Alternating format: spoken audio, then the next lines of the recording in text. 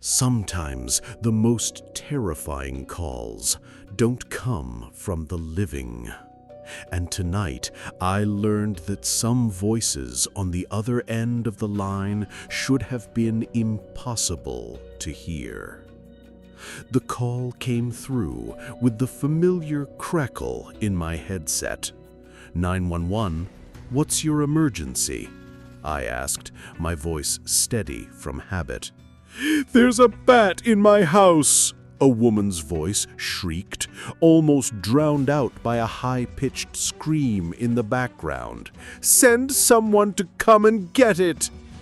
All right, ma'am, I said, already typing in the dispatch form.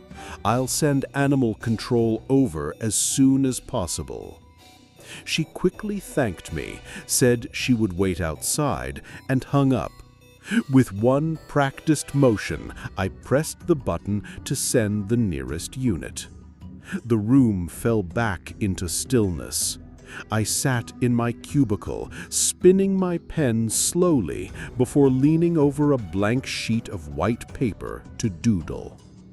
Being a dispatcher in the middle of nowhere, Montana, was rarely a fast-paced job. Our entire town barely had 500 people.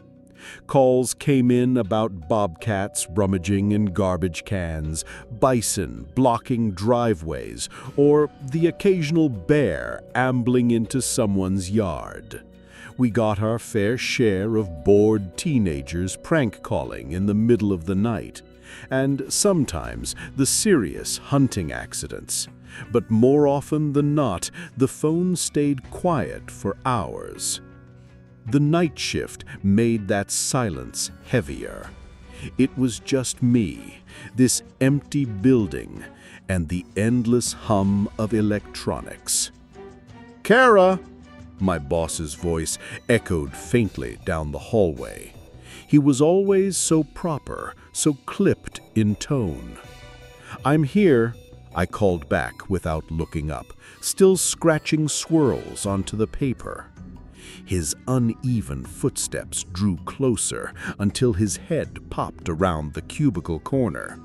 Oh, hey, he said casually. I'm heading out. Need anything before I go? I held up my now cold coffee. Think I'm good. All right, I'll turn off the rest of the lights then. Have a great night. The building responded to his departure almost immediately. One by one, the fluorescent lights in the hall clicked off, each flicker leaving the air a little thicker. Those lights always made a faint buzzing sound that I hated, but when they shut off, the silence pressed in so much harder. I sat at my desk staring at the glow of 7 computer screens. One of them displayed the GPS positions of all our emergency responders. I let my eyes wander over the map, mouthing street names to myself, trying to keep them fresh in memory. It was so quiet. I could hear the ticking of the wall clock over the hum of the servers. I sipped my coffee again, wincing at its cold bitterness, and reached for another piece of paper to start my grocery list. Chicken, I murmured to myself, writing it down. Vegetables. Toilet paper. Wine. My pen paused. Multiple bottles of wine, I added, half smiling. I folded the list into my jeans pocket and leaned back. Then the soft tone in my headphones chimed, the sound that meant an incoming call. I straightened, eyes flicking to the main screen as a name and number flashed in bright text. 911, what's your emergency? I asked clearly. I need help. The voice was small, a child's voice. My shoulders tensed. What's your name? What can I help you with? I need help, she said again, this time with a fragile tremor. I can't help you unless you tell me what's wrong, I said gently. The line went dead. I swallowed hard, immediately flagging an officer. Jenkins, I said into the mic, respond to 5689 Hickory Valley Road. Possible victim. Tried calling her back, but no answer. Copy that, Jenkins replied, his voice annoyingly casual. What are you going to do all by yourself in that cubicle? You're an asshole, I muttered. Keep me updated. Roger that. On my right screen, I watched the red GPS dot representing Jenkins slowly move toward the location. The closer it got, the heavier the air in the room felt.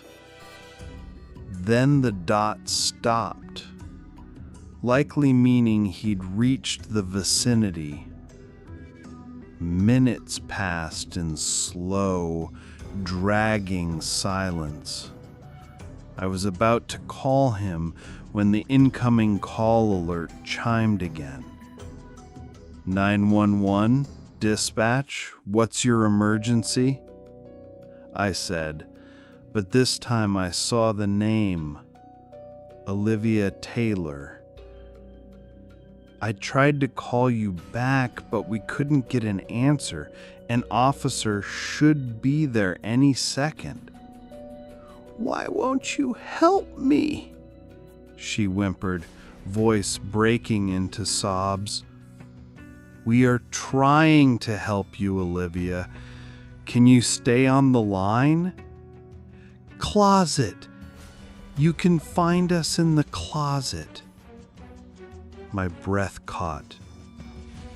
Olivia, is there someone else there with you?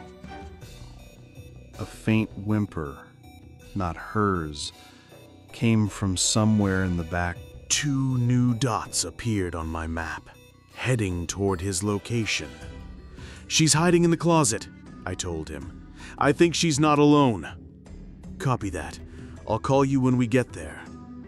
I needed to breathe, to break the tension clawing at my chest. I walked the long hallway to the bathroom, flicked on the buzzing fluorescent light. The sound was oddly comforting. Cold water splashed over my face, and in the mirror I saw how pale I'd gone. Skin drained of color, pupils wide. I whispered to myself, "It's going to be okay." When I stepped back into the hallway, the alert in my headset started again.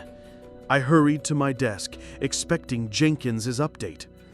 The name on the screen made my stomach drop. "Livia, are you okay? Officers are almost there." Silence. "Can you hear me?"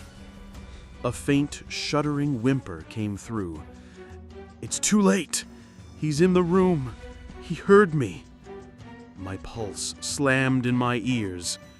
"Who's in the room with you? Please tell me." "He has a gun."